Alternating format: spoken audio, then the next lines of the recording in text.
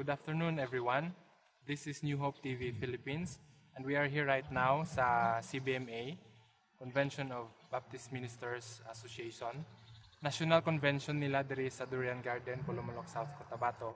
And we are privileged enough and blessed enough to have here a pastora who is a Tibol, yet she decided to become a pastora and went to Iloilo to study theology in order to be more effective in serving the Lord.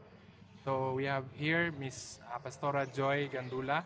Pastora, mayong hapon sa imo. Mayong hapon, Ged. Mayong hapon sa tanan.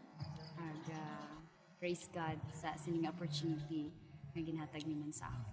Amen.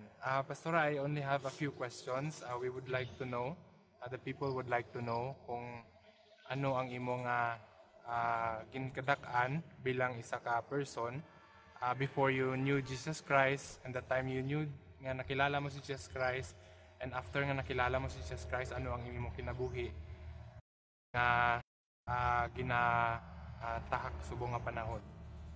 Sige first nagdako ako sa isa ka nitibo nga pamilya kag ang amon nga tribe is Tiboli, tawag nga Tiboli kag siguro sa Mindanao talagang balaan nila no kung ano ang native nga kabuhi sa mga tao, kumbaga mga minorities sa sininga Mindanao kag ang kabuhi namon simple lang man, kalabanan sa mga ginikanan namon, mga farmers kag mga nagatrabaho man sa mga simple lang ng mga pangabuhian. So, pastora, din ka na assign subong nga magserbisyo sa isa ka simbahan?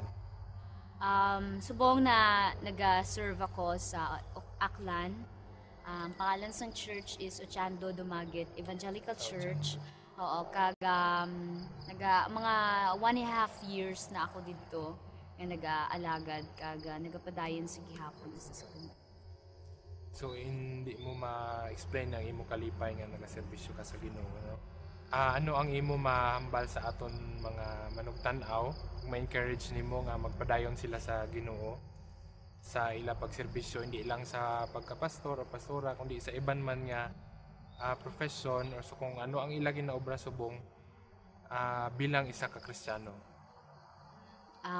Siguro mahambal ko nga God is good all the time, and all the time God is good, and that no matter what happens, hindi naton pag-isipon nga hindi kita palangga sa Ginoo kag kay tungod ang Dios always ginaya every day naga-walk kaupod naton constantly, and He is the only one that is constant and unchanging ever since before everything is being made.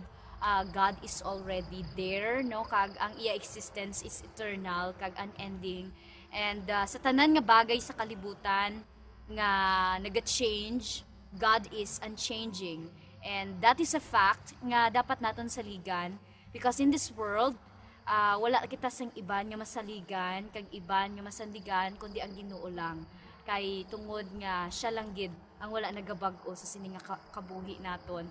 And kung ano man ang inyo profession, kung ano inyo man nga ginahimo subong nga trabaho or anything, inatanan na para ina sa Ginoo. Amo na gani hambal sa Bible, everything kung ano man ang bisan ano man ginahimo naton, do it for love, no? Because God is love, kag himuon naton tanan tungod sa paghigugma. Kay tungod nga ginahigugma kita sang Ginoo kag tong ina nakita naton sa kabuhi ni Jesus Christ kag sa iya nga ginhimo sa aton nga maluwas kita, ag dapat man nga hindi kita mag-stop sa pag-alagad sa Ginoo tungod kay palangga yagid kita no, kag wala niya kita ginapabayaan bilang iyang mga kaanakan, kag siling gani niya kung sino man ang magabaton sa iya, hindi niya pagbayaan kag hindi niya pagtalikdan, and siling sing Ginoo, because I am always with you no matter what happened, because I love you. Aga ginpili mo ako bilang imo nga Dios. Sige, since kahapon kami nag-introduce mga taga New Hope TV, ano imo can you give a very brief statement in invite mong mga tawo nga magtanaw sa New Hope TV o ano ang nakita mo nga posible ini nga maging dako nga bulig labi na sa pag-reach out sa mga tawo nga wala pa nakakilala sa kay Jesus Christ through the TV and through the internet as well. New Hope TV. Yes, Pastor.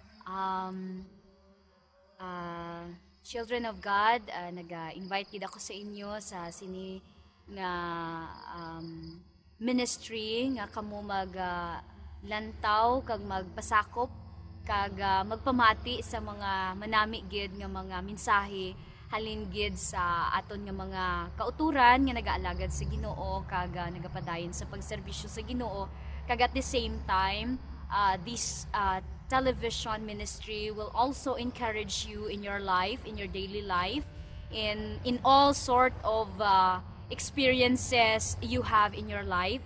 This ministry, this New Hope TV ministry will encourage you and will help you to go on and to have a hope sa aton nga kabuhi because we all need hope.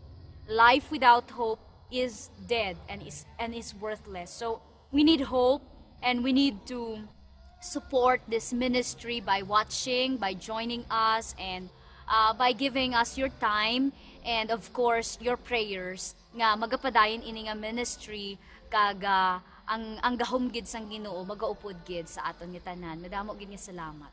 Okay. Thank you very much, Pastora. It's a blessing nakapamati kami sang imo nga testimony as well as it would be a blessing to a lot of the audiences. And it is our prayer nga ang Ginoo magpadayon gid sa panghikot sa imo nga damo pa gid ang imo makakilala sa Ginoo pinaagi sa imong kinabuhi. Salamat gid. Thank you very much and good afternoon. God bless you, Pastor. Thank you.